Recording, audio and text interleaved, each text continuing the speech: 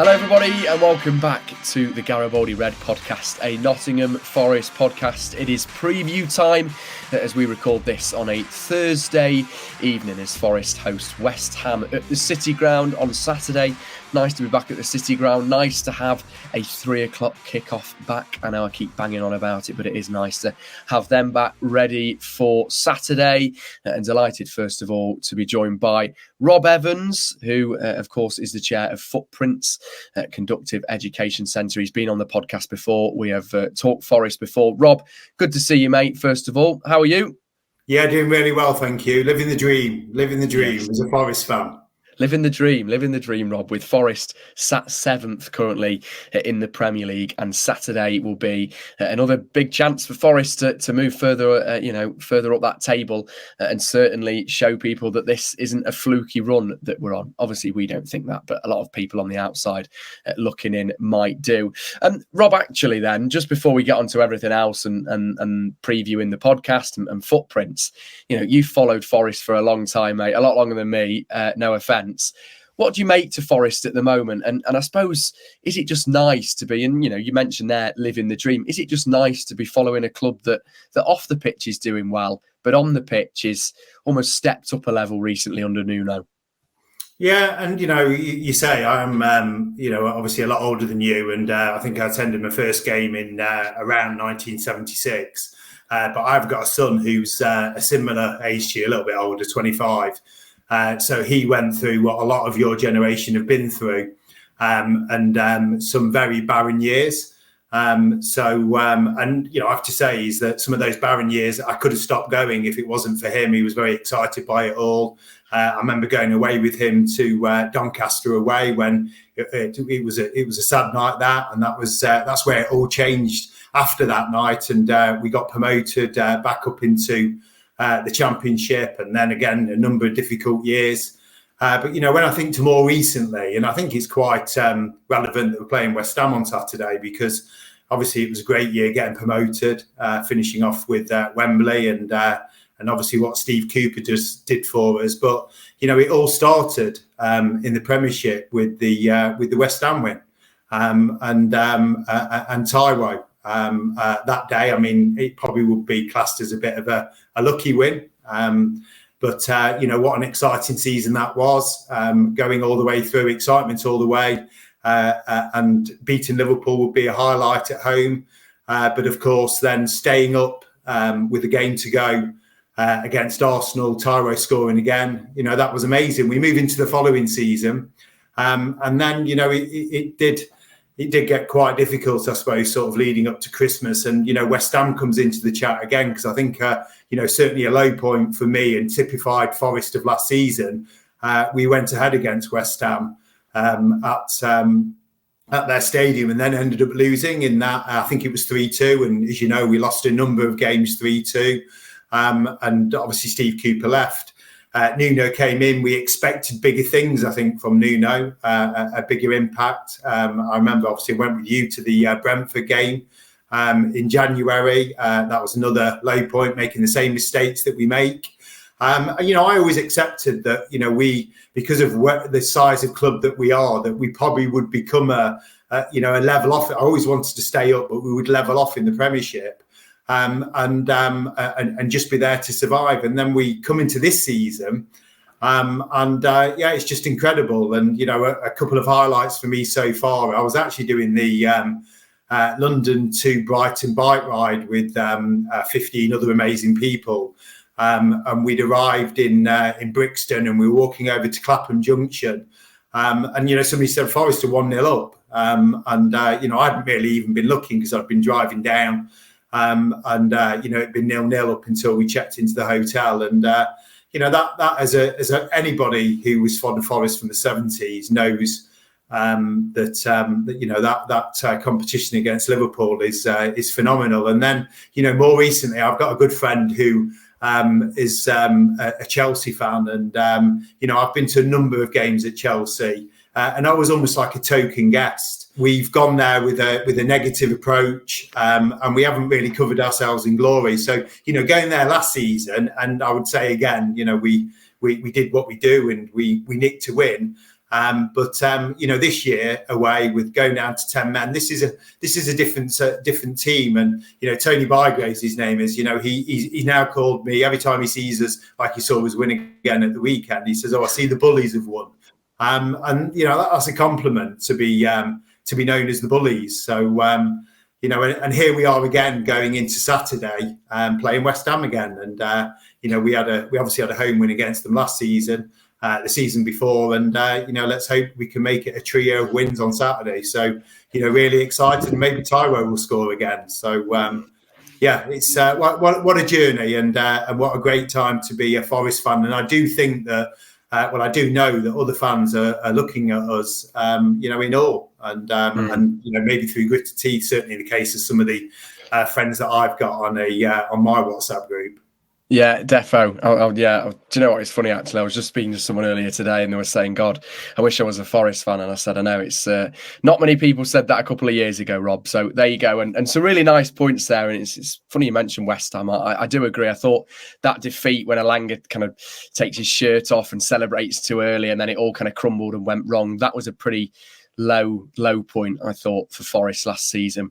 Let's look ahead, though, to this weekend. And before we talk about football, more importantly, Rob, as you know, me almost joining Footprints the last few months, and you've been involved with the charity for a while now as chair, but Forest inviting us down to be an official partner on Saturday. An official charity partner will be outside the fan zone collecting with buckets. There'll be lots of Footprints fundraisers out and about around the city ground. Just give us a reminder of what Footprints does, and obviously how great it is that we're going to be down at the City Ground on Saturday. Yeah, absolutely. I mean, I think it's for anybody who saw the YouTube on Forest. I think it was the day before yesterday, where we had some of our children from Footprints down at the City Ground, and again, sorry to go back to Forest, but I think it gives you another example of the great team morale down there, and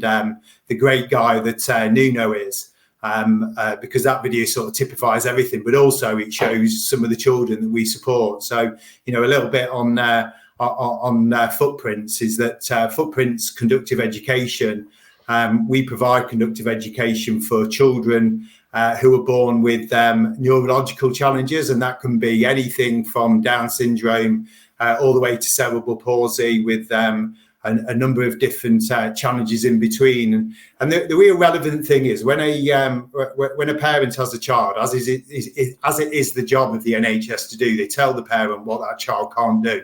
And conductive education, to describe what that is, it's all about maximising the child's potential, just showing the parents what that child can do. And the football team is obviously a great example of that.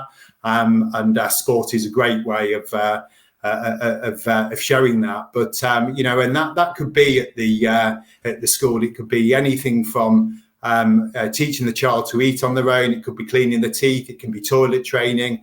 And in some cases where they've been told, the parents, that the child might never walk, the child through the conductive education will walk. So, it's an amazing thing. And we're going through, when you say, tell people about Footprints, I would hope that, anybody who watches TV, is out there and in around the town will know a little bit about Footprints. I've heard us described as a charity that's on the up, and that is because of a number of great people. A friend of ours and yours, obviously Lisa Fox, has been, banging the drum for a long time. We've got an amazing education team. We've got a whole new management team in Stephen Frew, Claire Clarkson and Josie Park. And they're out there all of the time spreading the word about Footprints Conductive Education. We're in a real fortunate position, and it literally is hot off the press. I actually received these through today. And it has been a challenge. Nottingham City Council have been amazing, despite all the challenges that they've had, and they have had a number of challenges. But they've provided us with this new premises over in Clifton, the old community centre in Clifton. And at the moment, we cater for roughly 60 families. That's how many families that we touch. And this new premises is going to give us the platform to be able to support up to 300 families. And when you think that, we still only support just 5% of the children born in Nottinghamshire with Down syndrome, it's only a small impact, but it's a massive impact for those families. So, having yourself and Lisa obviously have the relationship with Forest, and they're giving us the opportunity to come down on Saturday. And of course, we know that Forest are an amazing family, very generous bunch, particularly on Saturday. And despite the budget, I hope that it'll be after payday. So I hope that, people will come down there, maybe with a little bit loose change. We also know that loose change is a thing of the past. So we'll be there with our QR codes. So don't think that you can't give if that's the case. And, the other thing that I always say is, somebody said to me the other day, I'm thinking about doing a walk, and it's great when we have people come along and raise 20,000 plus, which we've had some amazing charity achievements, but having a lot of people raising just a few £100 for us, and doing that year in, year out, is also very impactful. So never underestimate what you can do for us, and what that small amount of money can do for Footprints Conductive Education and the parents. So it'll be a great day on Saturday. The weather's going to be decent. As I said, the team's buzzing, morale is good. Some of the children may be there that were at the football game yesterday. It's going to be a great day. Good stuff, Rob. Good stuff. We'll touch on Footprints a little bit later, and we'll talk more about obviously the day and everything as well. And we're very grateful to Forest as a club. They are moving in the right direction off the pitch, and a special shout out to Will at Forest as well for sorting all of this out for us. Right, let's talk about football, Rob. And Forest come into this in great form, and confidence is high and morale is high, as you say. Of course, still without Morgan Gibbs-White, most likely. Nuno did his press conference earlier today. I'll just read you a few key notes from it. He basically says that they've got some issues that Forest are still assessing, Morgan Gibbs-White being one of those, part of a group that they have to assess. Chris Wood, Elliot Anderson and Jota Silva all have knocks. So not saying that they're in doubt for selection, but saying they've still got to assess. Almost forgetting the injuries, I suppose, for a moment, Rob. Forest did well without Morgan Gibbs-White against Leicester on that Friday night. Of course, James Ward-Prowse was on the bench. Is it a case, do you think, of don't fix what's not broken? I mean, or do you think if Morgan's fit and ready, he'll slot straight back in? Well, again, in addition to what you said, I heard he was on the sidelines yesterday at the open training session. So, I'd very much doubt that, even if he is ready to get back on the pitch, if he's maybe got there today on the training, that he would play on Saturday. But, exactly the same as I did think he might change it against Leicester after beating Palace on the Monday. But, it's clear that, he said to the guys, you've done the job. Come out and do it again. And, I also take so much pleasure in seeing Anderson.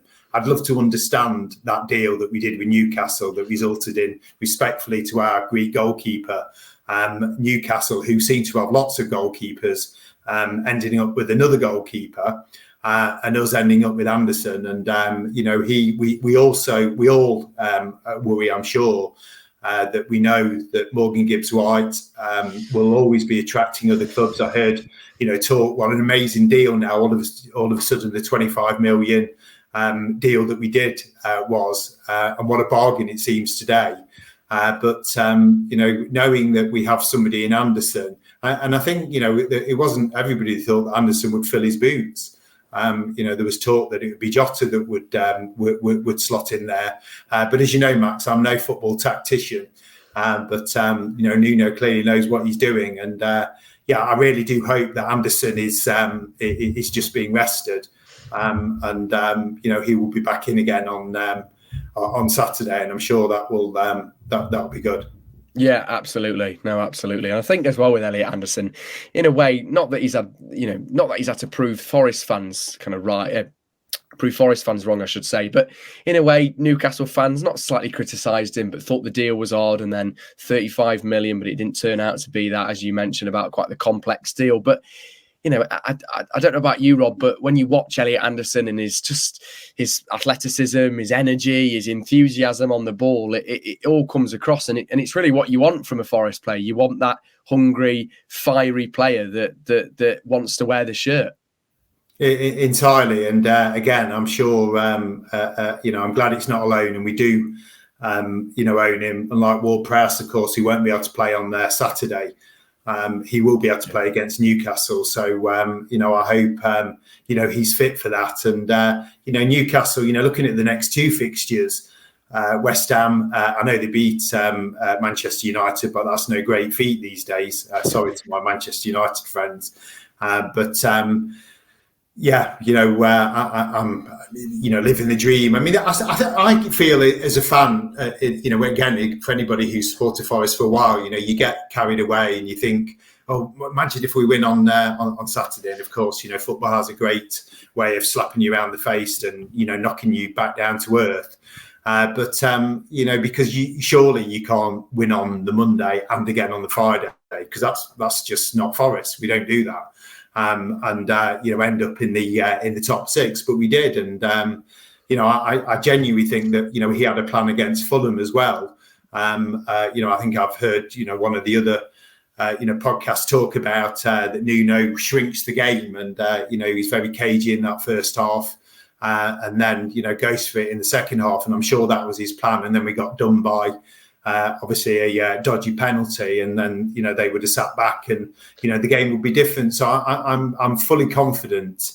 I would be a little bit worried if Anderson is injured and Morgan Gibbs-White is out, but maybe it will be Jota that steps up. I don't know.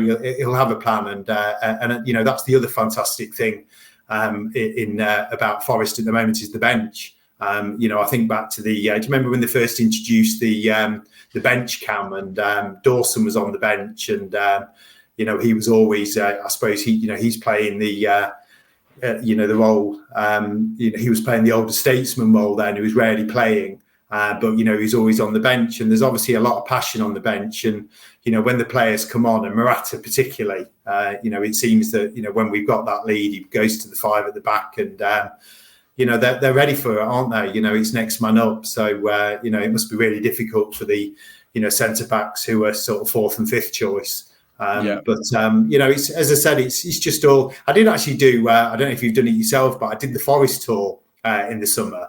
I've been to the Forest game. One of our great supporters at Footprints is John Pynsons, and they for a number of years did the football match there.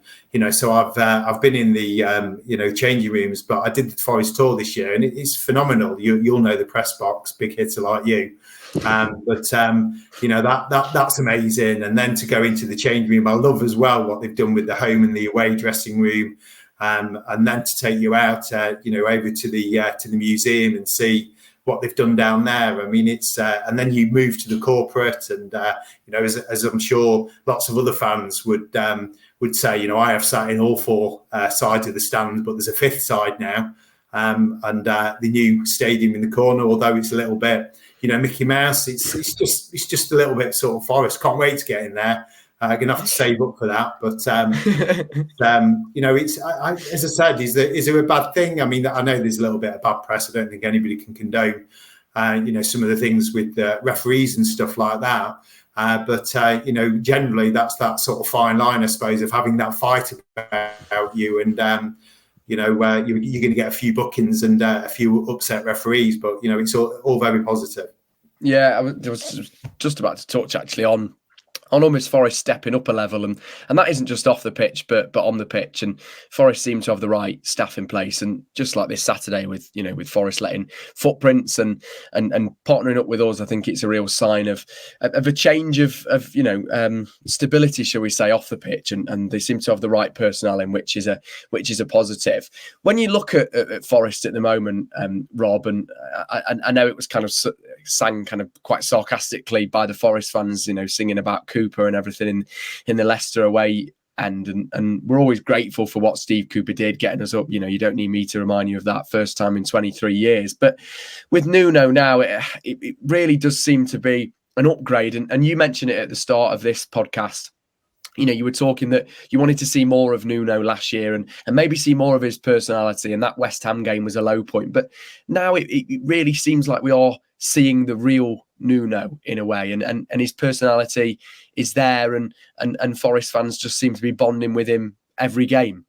Entirely, and there's lots of people. Somebody I spoke to today, who's a United fan, again another supporter, EDSB Fire and Security, up in Leeds. He's a Man United fan, and he's taken me to the Man U Forest game in a few weeks. And he said, and I've heard a lot of people say this, although I don't know many Wolves fans, is a lot of people admired Nuno, and he also was very, I think you mentioned this to me, that he had a great reputation in the town at Wolves, for doing the sort of things that he did, the day before yesterday, and continues to do with the community. And it's a genuine, he's not just doing it because it's his job. You can see that, he's very relaxed with doing stuff like that. And, of course, he had a blip, although you've got to say his win record was very good at Spurs. Lots of managers have not succeeded at Spurs. I think he went over to,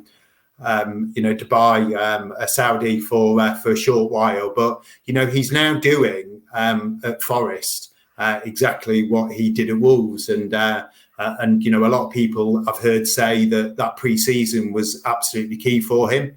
And again, you've got to say this with Marinakis as well. He gets a bit of a bad press because of what he's done with Olympiacos and the way he goes through managers. But, I think he's learnt as well with the Premiership. That's a little bit different. And he's certainly more patient with the managers, and he's given them, it doesn't work in any business, does it? Swapping and changing all the time.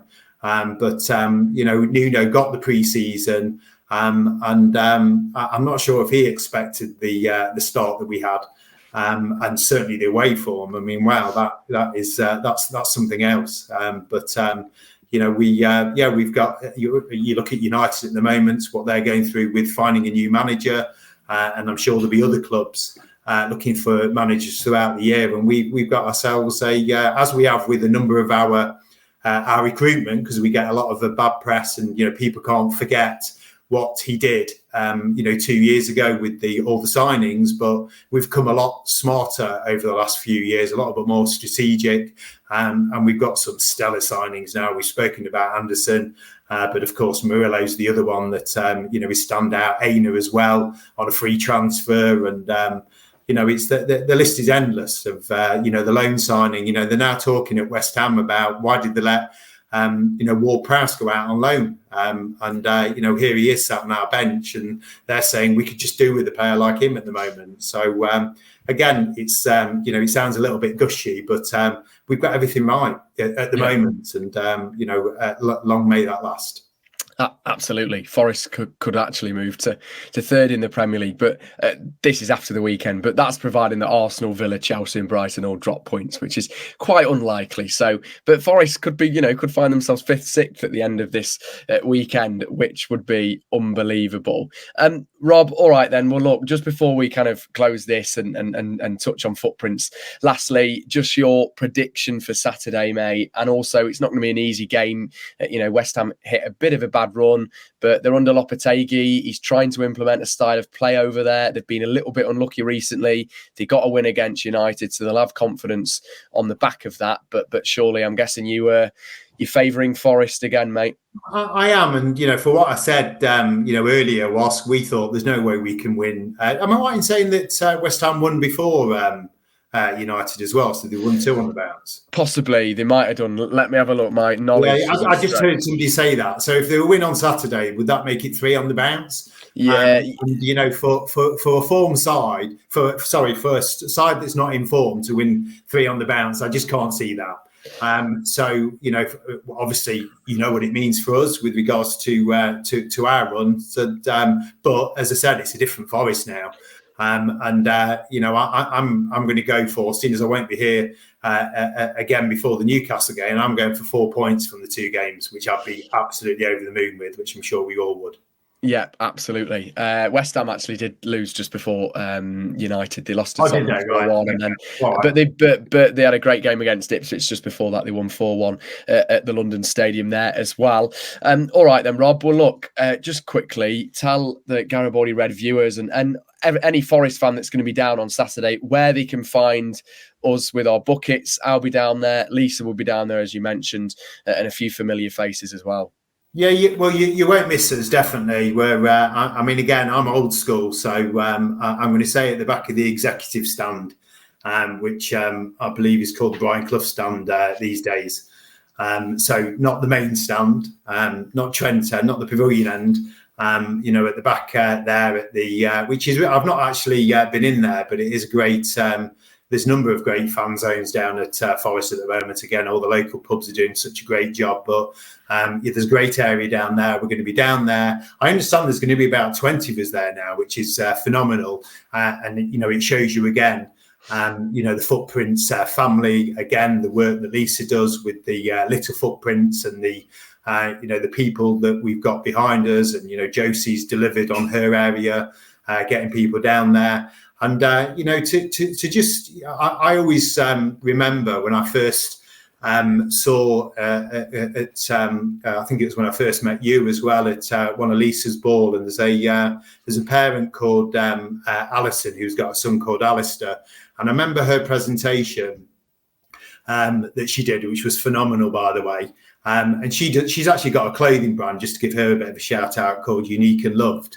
That's her mantra, really, that all children are unique and different. But obviously we love them, whatever they are. And I remember her saying, don't feel sorry for me because I've got a child with Down syndrome. I actually see that as a privilege. Just help me bring them on. That was the message for me, and I've always remembered that. I've been fortunate in life that I've been done well in sales, and I've been able to get involved in Footprints, and I'd just like to also make a shout out as well. What I've always been amazed by is the local Nottingham businesses. I've got a friend I went to school with called Ashley Cowdery. He owns a business, or he's director of a business in Nottingham called Core Consult, which is part of the construction sector. And I remember going to see him, and I said, look, I want to introduce him to people in Nottingham that are very charitable. And he introduced me to a guy called David Ford, who works for Gleeds, who also play a massive part in construction in Nottingham and the charity world. David Ford is known as Fordy, Lord Ford, or whatever you like to call him. He's introduced me to Scape, who are doing an amazing job down. I've mentioned already John Pye, Adam Pye, and his team, Tom Fishwick. What they've done for us down at Footprints. Roberto with his AC Woolerton and the money that he's raised for us. The list is endless, and I apologise if the people I've not mentioned, because I literally could have a podcast myself and mention the amount of people that have helped us out this year and in previous years. So but please keep that up. It's so important to us. As I said, it's going to make such a difference to the families who are what we're here for.